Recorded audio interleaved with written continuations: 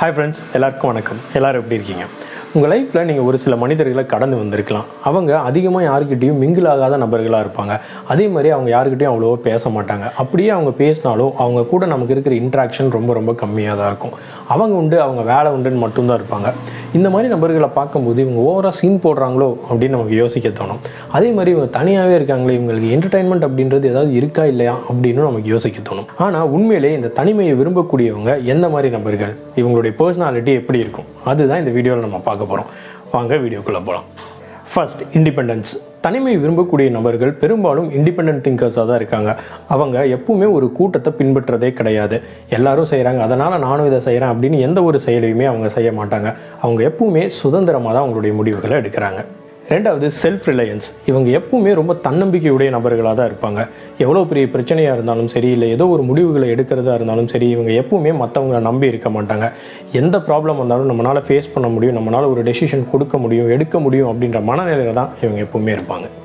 மூணாவது, work ethic. இவங்கக்கிட்ட எப்பவுமே ஒரு ஸ்ட்ராங் ஒர்க் எத்திக் இருக்கும். அதே மாதிரி இவங்க அவங்களுடைய கோல்ஸ்லையும் ஆம்பிஷன்ஸ்லையும் அதிக கவனம் செலுத்தக்கூடிய நபர்களாக இருப்பாங்க. யாராவது ஒருத்தவங்க வருவாங்க, நம்மளை மோட்டிவேட் பண்ணுவாங்க, அது வரைக்கும் நம்ம வெயிட் பண்ணலாம் அப்படின்னு எப்போவுமே இவங்க காத்துக்கிட்டு இருக்க மாட்டாங்க. இவங்கக்கிட்ட செல்ஃப் மோட்டிவேஷன் அப்படின்றது ரொம்ப ரொம்ப அதிகமாக இருக்கும். நாலாவது, யூனிக் பெர்ஸ்பெக்டிவ். பெரும்பாலான மனிதர்கள் ஒரு விஷயத்தை ஒரே கண்ணோட்டத்தில் தான் பார்க்குறாங்க.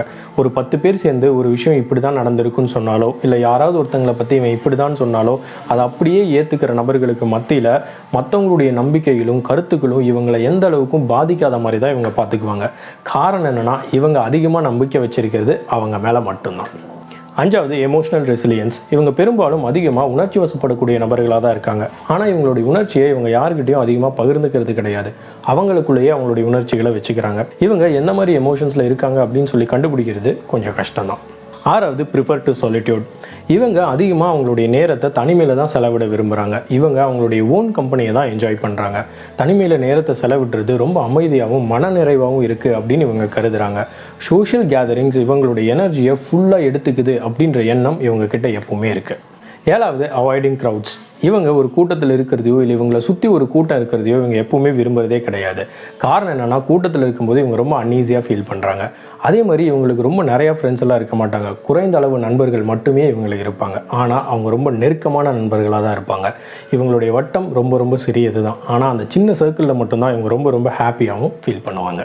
தனிமையை விரும்புகிறனால இவங்க மற்றவங்களுக்கு எதிரானவங்களோ இல்லை ஒரு சமூகத்துக்கு எதிரானவங்களோ கிடையாது. எப்படி ஒருத்தவங்க கூட்டமாக இருக்கும்போது ரொம்ப சந்தோஷமாக எனர்ஜெட்டிக்காக ரொம்ப ஸ்ட்ராங்காக ஃபீல் பண்ணுறாங்களோ, அந்த ஃபீல் இவங்களுக்கு தனியாக இருக்கும்போது மட்டும்தான் கிடைக்கிது. ஸோ இது அவங்களுடைய நேச்சர் தான்.